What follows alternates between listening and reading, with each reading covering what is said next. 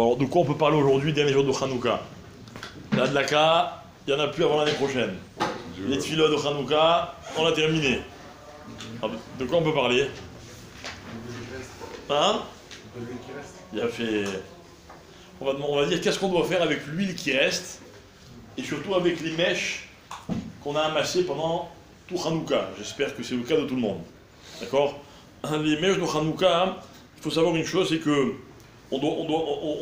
c'est pas bien de les jeter. D'accord? Je dis c'est bien, c'est pas bien, je n'ai pas dit que c'est assourd, pas bien de les jeter. Maintenant, en vérité, voilà comment elle commence là, l'halakha. Elle commence comme ça. À partir du moment où on désigne quelque chose pour une mitzvah, alors on ne peut plus l'utiliser pour autre chose.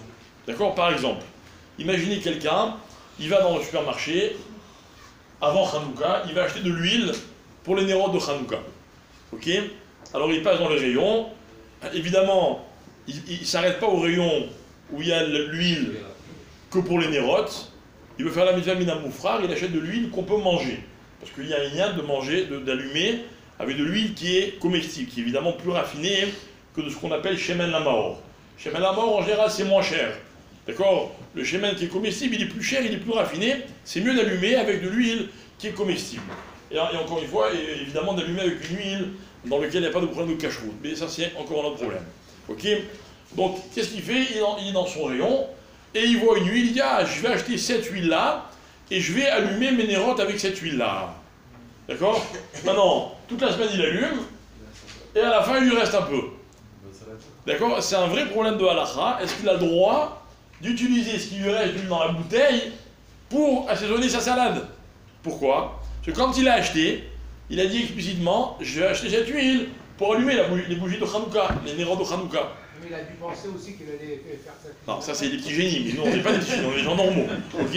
Maintenant, voilà pourquoi c'est bien ou de rien dire, ok? Ou alors de faire un tnaï, dire voilà j'achète pour Hanouka, d'accord? Si j'utilise tout, tant mieux. Si j'utilise pas tout, alors je fais un tnaï, une condition que ce qui reste, j'aurai le droit de l'utiliser, d'accord? Maintenant, si vous n'avez pas fait le tnaï, vous n'avez pas l'obligation de jeter l'huile, parce que ce que je dis, c'est pas une halakha, c'est encore une fois mitzvah mina moufra, mais c'est intéressant de savoir qu'il y a qu'avec quelque chose qu'on fait, qu'on réserve pour une mitzvah, normalement on ne fait pas autre chose que la mitzvah. Imaginez quelqu'un, il a acheté un portable spécialement pour filmer des shiurim. D'accord? Après, il ne peut plus servir ce portable pour autre chose, d'accord? Ça fait partie de ce qui s'appelle les mitzvahs. C'est une question, c'est pas évident. C'est-à-dire pour Hanouka, c'est pour Hanouka. D'accord? L'année prochaine. L'année prochaine. Alors, bonne question, l'année prochaine. La question, elle est posée de la façon suivante. Est-ce que j'ai le droit de garder les petits limes pour l'année prochaine? Au Hachem de nos jours, sous les consommations, on n'a pas l'habitude de garder des choses. Tous les jours, on change même les mèches. Mais à l'époque où ils n'avaient pas les moyens qu'on a aujourd'hui, les choses étaient beaucoup plus chères, d'accord? Est-ce qu'on avait le droit de garder? Alors normalement, on a le droit de garder des mèches ou toute chose qui sert à allumer la Hanoukia d'une année sur l'autre, il n'y a pas de problème. Mais les poskim ils disent comme ça, ils disent, étant donné qu'on a peur qu'il y ait une erreur, et que on s'en sert pour autre chose, et que ça c'est oui un problème, donc les gens, on a pris l'habitude de brûler ce qui reste d'huile et ce qui reste de mèches de Hanouka. On peut aussi les enterrer dans la terre, comme on fait la gnisa pour des sfarim, ou on peut aussi les mettre de côté, mais faire attention de ne pas s'en servir par erreur, et de les mettre dans le feu dans lequel on brûle le chametz. Après évidemment, chacun ses minagim, mais dans tous les cas, ce que je voulais recommander, c'est de faire attention quand Hanouka se termine, de ne pas tout bazarder, et de ne pas dire ah, ça y est, on a terminé, on jette tout à la poubelle. Non, on ne jette pas les choses à la poubelle. En général, la Hanoukia et ce qui allume avec des petits godets pour l'huile, évidemment, ce sont des choses qu'on réserve que pour les mitzvot. On a le droit d'utiliser pour allumer les nérotes de Shabbat, il n'y a aucun issour. Okay, mais je voulais par là donner une petite leçon pour apprendre l'importance des mitzvot et de tous les objets par lesquels on accomplit les mitzvot.